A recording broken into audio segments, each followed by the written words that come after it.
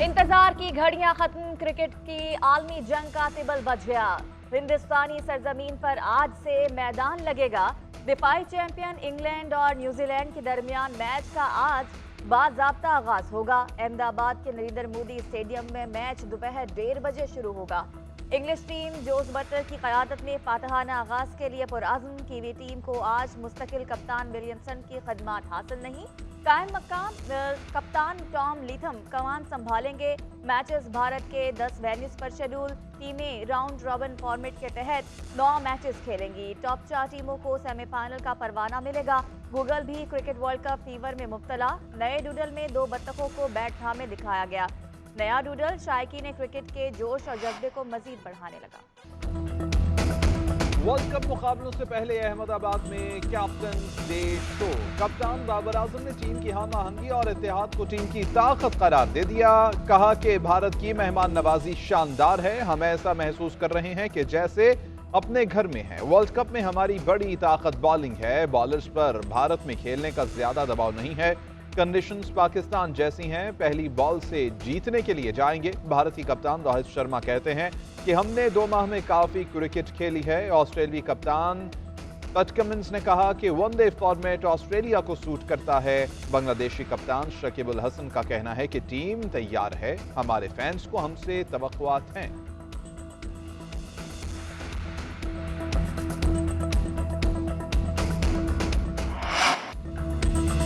9 मई को फौज पर हमलों का मकसद आर्मी चीफ आसिम मुनीर को ओहदे से हटाना था। अक्टूबर 2022 में लॉन्ग मार्च जनरल आसिम मुनीर को बतौर आर्मी चीफ तैनाती रोकने के लिए किया गया। उस्मान डार के सनसनीखेज इंकशाफात। 9 मई के वाकयात की मजम्मत कर दी। सियासत और पीटीआई छोड़ने का ऐलान। कहते हैं कि 9 मई के वाकयात की प्लानिंग जमान पाक में चेयरमैन पीटीआई की ज़ेर सदारत इजलास में की गई। हसास मकामात को निशाना बनाने की हिदायत पार्टी चेयरमैन ने की। रियासत मुखालिफ बयानिया चेयरमैन पीटीआई की हिदायत पर बना। गिरफ्तारी से बचने के लिए ह्यूमन शील्ड का इस्तेमाल किया गया। जमान पाक के बाहर वर्कर्स इकट्ठे करके जहन साजी की गई। फौज के खिलाफ साजिश में हिस्सादार नहीं रहा। जो बातें मेरे इल्म में हैं अदालत को बता दूंगा। 9 मई ऐसा धब्बा है जिसे धुलने में वक्त लगेगा। जिम्मेदारों को निशाने इबरत बनाना होगा।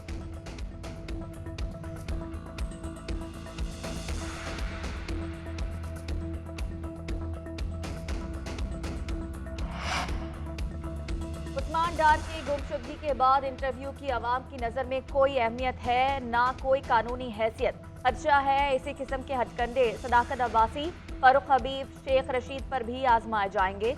मुल्क को घिसे पीटे ड्रामों की भेंट चढ़ाने के बजाय 9 मई के वाकयात की अदालती कमीशन के जरिए तहकीकात कराई जाए। तहरीक इंसाफ का उस्मान डार के इंटरव्यू पर रद्द-ए-अमल। तर्जुमान पीटीआई का कहना है 5 माह से उस्मान डार के घर पर पुलिस के छापों, फैक्ट्री और घर पर पड़ने वाले ताले पूरी कौम देख चुकी है। शेख शाहीन ने कहा कि उस्मान डार ने 5 माह बहुत बर्दाश्त किया, मगर बर्दाश्त की भी हद होती है। अलीमा खान के मायूसी से मुतालिक बयान पर सदर आरिफ अलवी का रद्द-ए-अमल आ गया। ऐवान सदर के मौक़िफ़ के मुताबिक सदर डॉक्टर आरिफ अलवी चाहते हैं कि इलेक्शन वक्त पर हों ताकि तमाम सियासी जमातों को इलेक्शन के अमल में हिस्सा लेने का मौका मिले। सदर आरिफ अलवी कहते हैं कि कौमी असम्बली के लिए आम इंतखाबात 6 नवंबर को होने चाहिए। किसी भी सियासी जमात को इलेक्शन के अमल से बाहर रखना जमहूरियत की रूह के साथ नाइंसाफी होगी।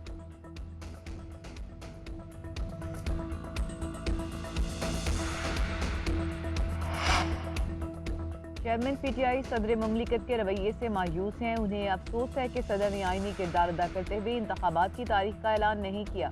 अलीमा खान की मीडिया से गुफ्तगू बताया कि चेयरमैन पीटीआई का वजन कम हो गया लेकिन उनके जज्बे बुलंद हैं। उनके पास वर्जिश और वॉक के लिए जगह नहीं, जिसके लिए पटिशन दायर कर दी है। अलीमा खान ने बताया कि चेयरमैन पीटीआई का कहना है कि साइफर केस में तवील कैद की तैयारी हो रही है। खुफिया मुलाकातों की खबरों पर चेयरमैन ने कहा कि मेरी किसी से कोई बात नहीं हुई।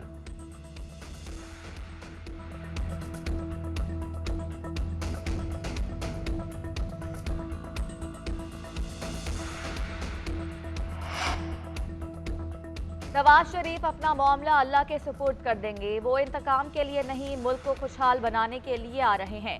नवाज शरीफ को साजिश के तहत जाली मुकदमे में सजा दी गई। जिन किरदारों ने नवाज शरीफ पर जुल्म किया उन्हें सब जानते हैं।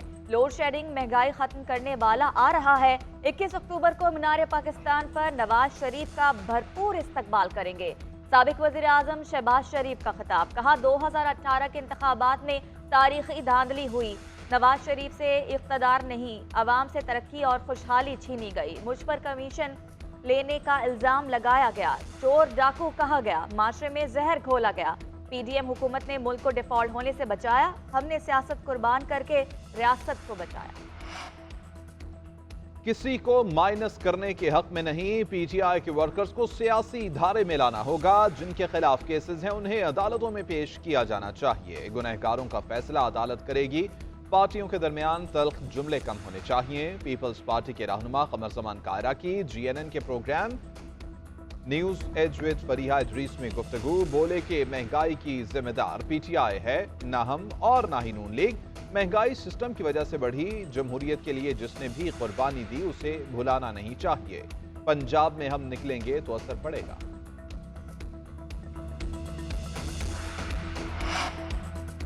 निगरान वज़ीर-ए-आज़म इमारुल हक काकड़ की ज़ेर सदारत सरमायाकारी सहूलत कौंसिल की एपेक्स कमेटी का इजलास, आर्मी चीफ, वफाकी वुज़रा और चारों सूबों के वुज़राए आला की शिरकत। मुल्क में सरमायाकारी के फ़रोग के लिए इक़दामात का जायज़ा, खसारे वाले और सरकारी इदारों की निजकारी के अमल का जायज़ा। मुल्क की खजाने को नुकसान से बचाने के लिए इदारों की निजकारी तेज़ करने पर इत्तफाक। कमेटी का सरमायाकारी के लिए तयशुदा अहदाफ के इक़दामात पर इत्मीनान का इजहार। आर्मी चीफ का मुल्की मईशत की बहाली और तरक्की के लिए हुकूमत के साथ मुकम्मल ताउन के अज़्म का इयादा।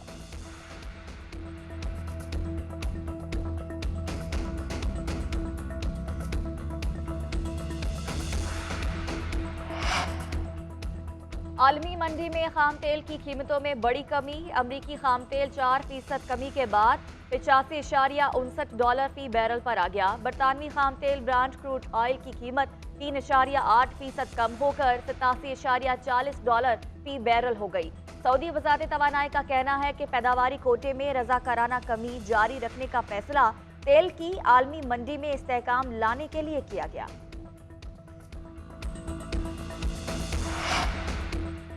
सर्दियों में 8 घंटे गैस मिलेगी, 24 घंटे नहीं दे सकते। वज़ीर तवानाई मोहम्मद अली की एपेक्स कमेटी के इजलास के बाद न्यूज कॉन्फ्रेंस, बोले कि बिजली और गैस चोरों के खिलाफ क्रैकडाउन जारी है। अब तक 16 अरब रुपए रिकवर किए गए। वफाकी वजीर गौहर एजाज ने कहा कि खलीज ताउन काउंसिल के साथ आजाद तिजारती मुआहिदा तय पा गया, बहुत जल्द गैर मुल्की सरमायाकारी आना शुरू हो जाएगी। रुपए की कदर में बेहतरी हो रही है। हुंडी हवाला का काम करने वालों के खिलाफ क्रैकडाउन किया गया। हुकूमती इक़दामात से डॉलर की गैर कानूनी मुंतकिली रुक गई।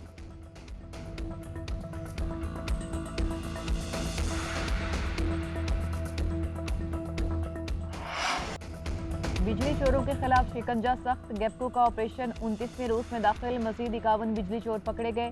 गेपको चीफ के मुताबिक अब तक पकड़े जाने वालों की तादाद 1460 हो गई। बिजली चोरों को 12 करोड़ 80 लाख रुपए के जुर्माने किए गए।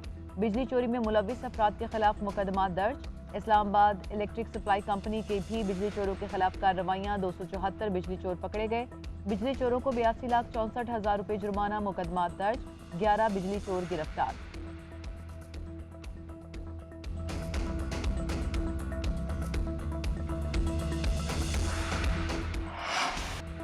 आलमी बैंक का पाकिस्तान से फिर डू मोर का मुतालबा, मुल्की जरूरियात के लिए मुहासिल को नाकाफी करार दे दिया।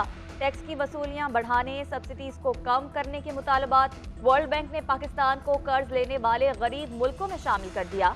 2027 तक पाकिस्तानी कर्जा GDP के 89% तक पहुंच सकता है। आलमी बैंक का इंतबाह। रिपोर्ट में कहा गया, अरकान पार्लियामेंट, वज़रा और कमेटियों के अरकान टैक्स पॉलिसी मुरतब करने में असर व रसूख इस्तेमाल करते हैं, जिससे इस्लाहात रुक जाती है। चमन बॉर्डर पर अफगान साइड से फायरिंग, 12 साल बच्चे समेत 2 शहरी शहीद, 2 जख्मी हो गए। ISPR का कहना है कि अफगान संतरी की तरफ से दोस्ती गेट पर सरहद पार करने वालों पर फायरिंग की गई। शहीद होने वालों की मैयतें DHQ अस्पताल मुंतकिल। फायरिंग के बाद पाकिस्तान का इंक्वायरी के लिए अफगान हुक्काम से राबिता, मुजरिम की हवालगी का मुतालबा। निगरान वज़ीर दाखिला सरफराज बुगटी कहते हैं कि इस तरह के वाक़यात किसी सूरत कबूल नहीं। उम्मीद है कि अफगान हुकूमत जिम्मेदारों के खिलाफ सख्त कार्रवाई करेगी।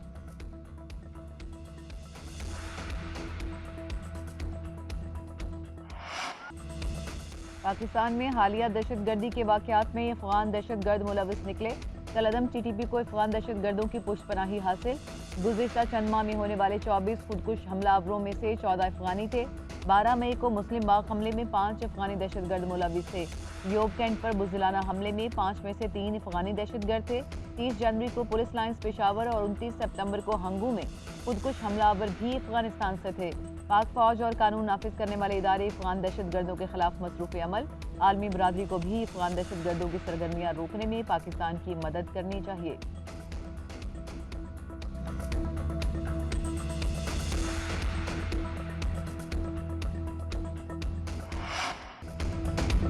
शोहदाए पाकिस्तान को सलाम। नायब सूबेदार इश्तियाक अहमद शहीद ने बाजोड़ में 21 मार्च 2022 को दहशतगर्दों के खिलाफ लड़ते हुए जामे शहादत नोश किया।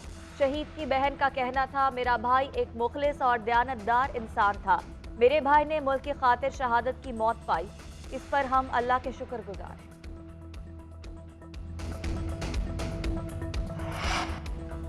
एशियन गेम्स में पाकिस्तान का एक और तमगा पक्का। कबड्डी टीम मलेशिया को हराकर सेमीफाइनल में पहुंच गई। वेट लिफ्टिंग 73 केजी में इंडोनेशिया के रहमत अरवन अब्दुल्ला ने 201 किलोग्राम वजन नया आलमी रिकॉर्ड कायम करके गोल्ड मेडल जीत लिया। तमगों की दौड़ में चीन पहले, जापान दूसरे, जनूबी कोरिया तीसरे नंबर पर मौजूद।